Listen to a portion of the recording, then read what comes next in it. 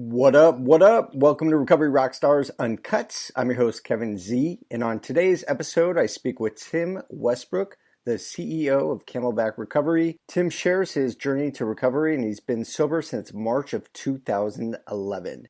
You know, Tim is crushing life right now and is constantly giving back to his community. Hope you enjoy this episode. And now, let's get into the show. Welcome to Recovery Rockstars Uncut, uniting the recovery community with raw and real stories. Your host, Kevin Z, puts the light on people and brands that are rocking the recovery lifestyle. So you want to be a rock superstar? RecoveryRockstars.com. Now, here's Kevin. Let's get into it. Tim, what's up, my man? Hey, how's it going? Good. Welcome to the Uncut Podcast. Well, thank you for having me. You know, it was so nice meeting you the other day. And I'm going to throw out a compliment right away and a question. Bro, how much do you work out?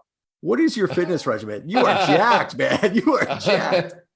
I'm fit. I mean, I would say that's, I wouldn't call it an addiction, but I guess that's what I put my time and energy into is staying fit. I mean, it's just like I've got my self-care, my morning routine. Working out is like one of the ways that I stay fit, not just physically, but mentally, emotionally, spiritually, all of those things. I mean, it's not just working out. It's like the working out, it's the working out my mind, it's working through my issues, it's staying connected to my body. And there's a lot more than just working out, right? There's also the recovery, which is like the red light therapy, the ice bath, the infrared sauna, like all of those other things I do besides just the exercise portion of it. And and I eat healthy. And a friend of mine told me he used to have a Post-it note on his refrigerator that said, "Nothing tastes as good as being lean feels." And I would actually say I think it's better. I like nothing tastes as good as being healthy feels. I like that. Yeah, so, I am trying. Right now I am on this quest. So trying to get more involved in meditation, more involved in yoga, journaling every single day, listening to empowering podcasts. You know, the fitness part I love. I'm really into like sports. So my new addiction, I don't know if you've played this, pickleball. Oh my gosh. I knew you were going to say pickleball. You didn't even have to say it. I knew you were going to say pickleball. Because everybody's into pickleball. Everybody's into pickleball. Everybody's into CBS the other day. This sport is getting big. Yes. It used to be just old people, and I've got my parents are all into pickleball. They're like, "Oh, we're gonna go play pickleball," and then I played a few times, and it's great. It's a lot of fun, and I realized everybody wants to play pickleball. So everybody. We're in the house of remodeling our new house for Camelback Recovery, and it's on half an acre, so there's room for a pickleball court. Yeah. And I mean, we're not going to have it put in yet because we're so far over budget. But this is what I think. So right now, the contractors, everybody who's doing any type of work, their prices have like doubled and tripled. So I'm like, okay, we're about to go into a recession, and we're going to be able to get things done more cost effectively. That's what I think anyways. Well, the price of everything, I mean, concrete, everything out of control. Yeah. Which is a whole different podcast, guys. We'll get into that in a different podcast. Really, I want to get into your journey. Before we learned about you, I always like to start with something positive. What is the best thing that's happened to you so far this week? So far this week, the best thing that has happened to me. Let's see here. Well, I went on an amazing bike ride this morning. Let's see here. I have an amazing girlfriend. Two great things. Yeah, two great things. We're actually in the process of expanding our treatment center. We started the construction. So right now we've got one side of the treatment center, and we just opened a few months ago. And we've opened so quickly. Like we have an amazing team. We're doing really good work. So we're already expanding to the other side, which is another 4,000 square feet. So we're going to be able to help more people. So I guess that's good. That's not good. That's great. Yeah, no, it's fantastic. So you're in Scottsdale, correct? I mean, I'm actually in the Arcadia area of Phoenix. Right. So Arcadia is where I live. and our sober living homes are in Scottsdale. And then our outpatient treatment center is in the Biltmore, which is an area in Phoenix. Yeah, all great areas. Mm-hmm. So I guess Yeah. my question is, how hot was it on your bike ride this morning? Oh, it was a little humid. It was a little hot. It was hot. It was like 80. I mean, I left my house like at 10 after 5. Oh, you got up early. I like it. Yes. Yeah. There's a ride. It's every Tuesday and Thursday. It's called Hour Power, and I love it. There's a bunch of guys that go on the ride. There were probably, I don't know, 20 guys on the ride this morning. Nice. And it's hard. It's fast. I work my ass off. My heart beats really. I mean, I would never ride that fast by myself. So it's great to have just a group of guys. Some of the guys there are in recovery, and most of them are not in recovery. And I've found, being in recovery, the things that I do, most of the people are normal and living normal lives, and most people aren't drug addicts and alcoholics. Drug addicts and alcoholics don't get up at 5 o'clock in the morning to go on a bike ride. They're still awake. Yeah, they're still awake. They're not bike riding though. They're not bike riding. I mean, they might be bike riding down to go score more meth or something like that on a beach cruiser. Well, let's get into your journey. So you were born and raised in Southern California? Born and raised in Southern California. I was born in Whittier, which is North Orange County, or North LA County, actually. I grew up in Cerritos, okay, which is North Orange County. And Two then, sisters, middle child. Relationship with your parents, strong? Now. All right. Yeah, now let's get into it. All right. Yeah. So I was always a bad kid. Like, I was always a bad kid. And there was no reason for me to be a bad kid, except for the neighborhood that I grew up in. Those kids were bad. I mean, and when I say bad, they were like smoking cigarettes, and they were way older than me. So smoking cigarettes, terrorizing the neighborhood, throwing lemons at cars as they were driving by, throwing eggs at cars as they were driving by, stealing stuff from the store. I mean, I can remember being young, first grade, second grade, stealing lemon heads, stealing now and laters, stealing cap guns, stealing water balloons, getting caught.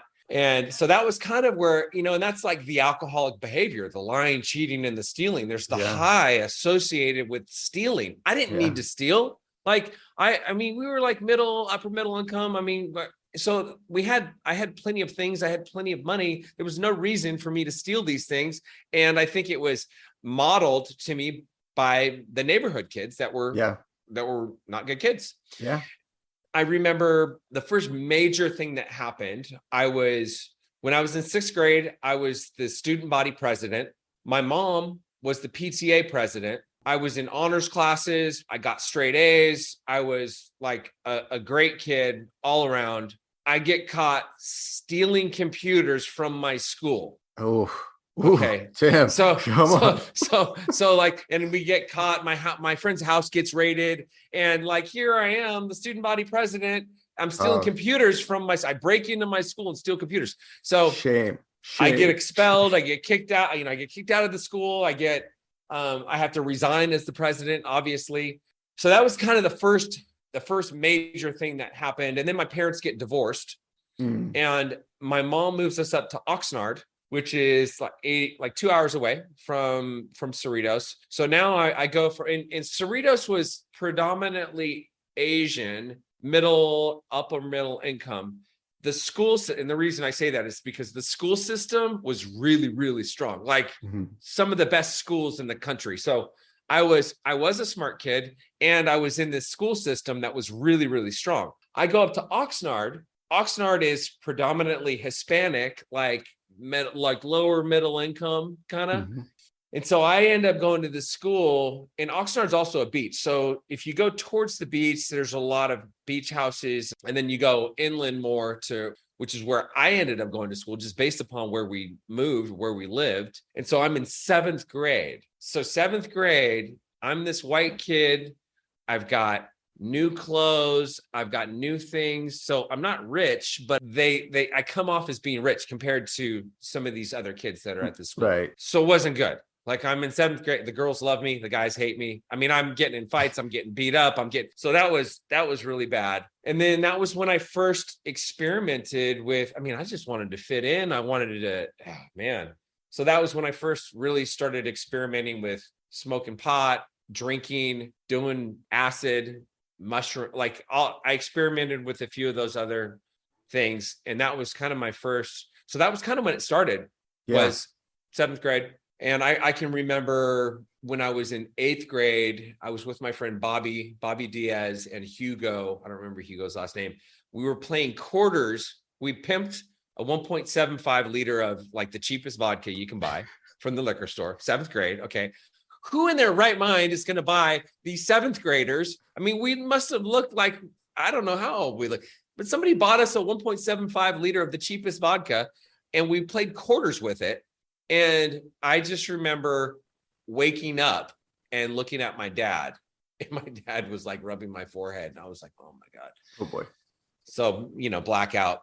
That was the first like blackout I remember. Anyways. So let me ask you this. Where'd you wake up? Did you wake up at the house or were you somewhere else? I was at my house in bed, like laying down. I was laying down. I don't think we were drinking vodka we were playing quarters at my house, at my dad's house. Yeah. I think we ended up in the pool.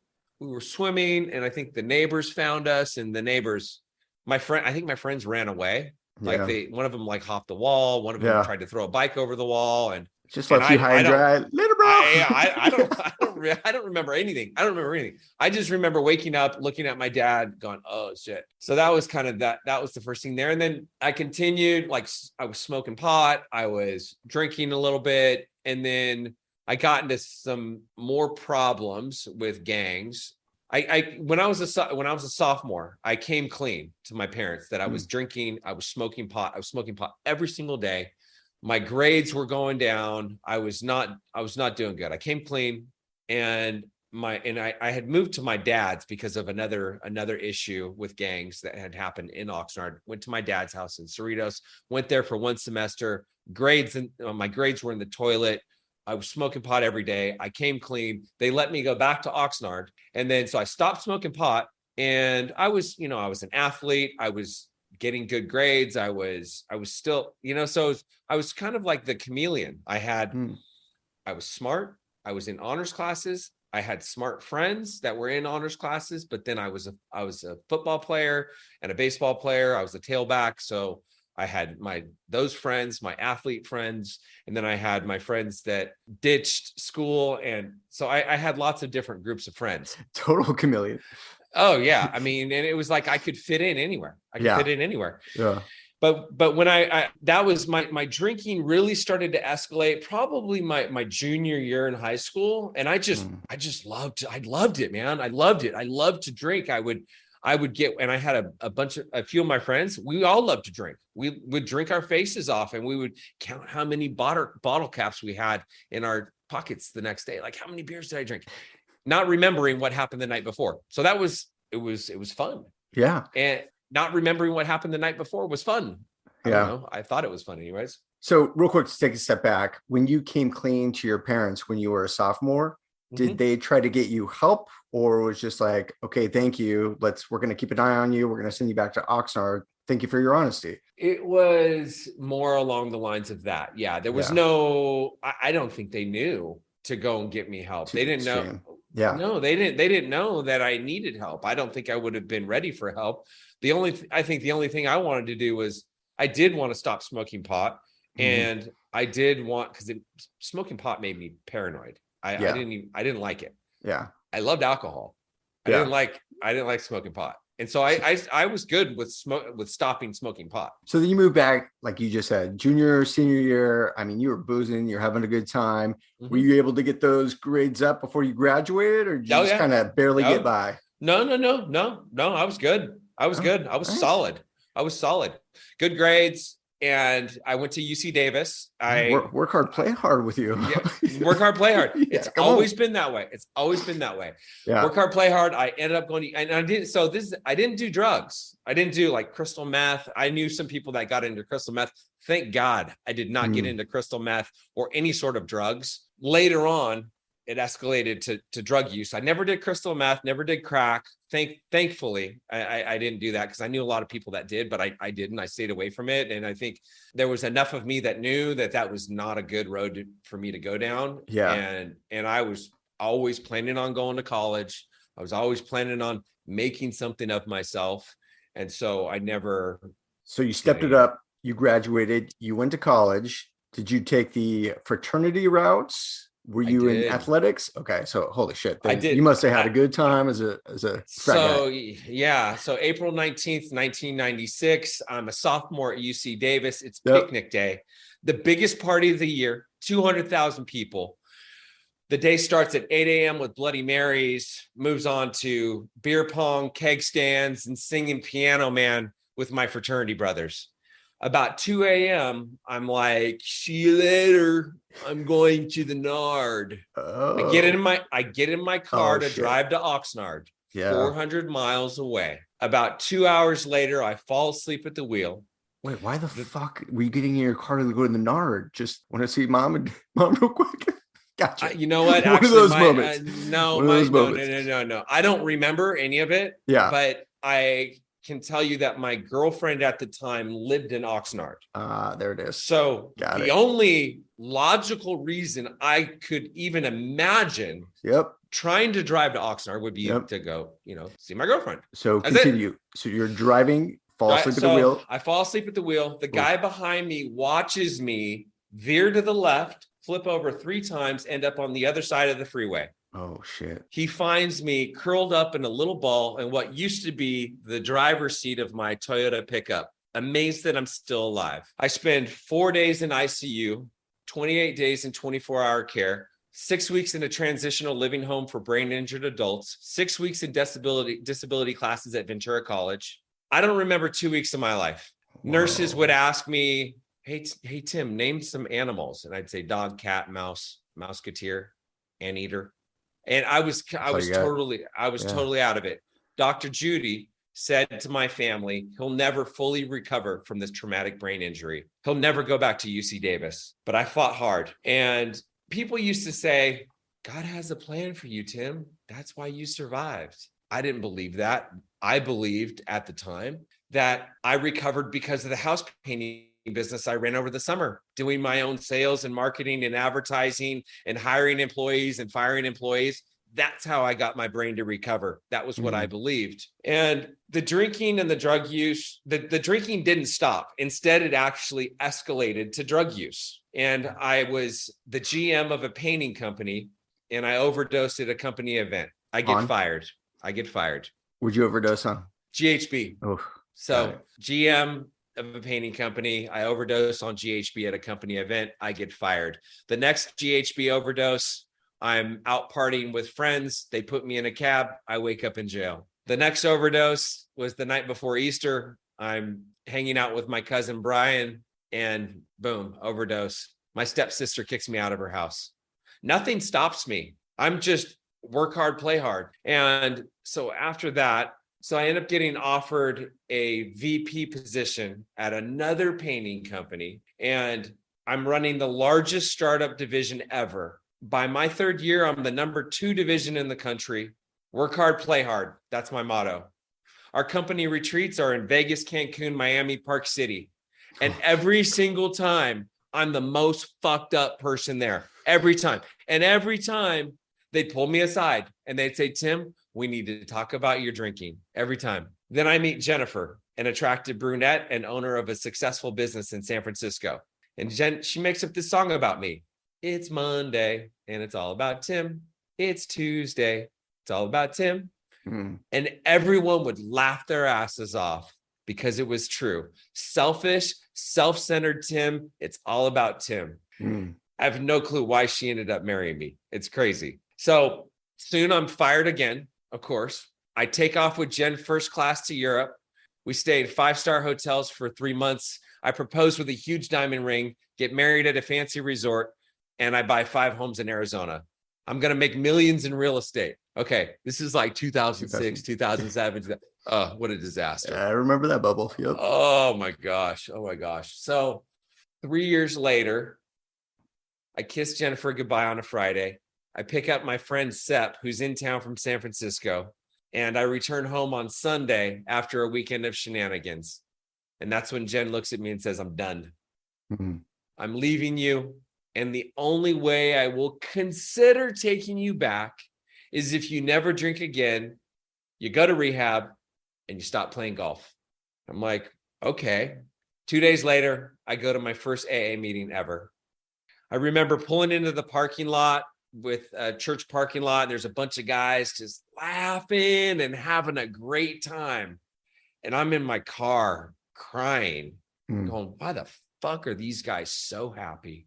That was the first time I ever said, my name's Tim, I'm an alcoholic. That was March 8th, 2011. And I haven't turned back. Today, I love my life today.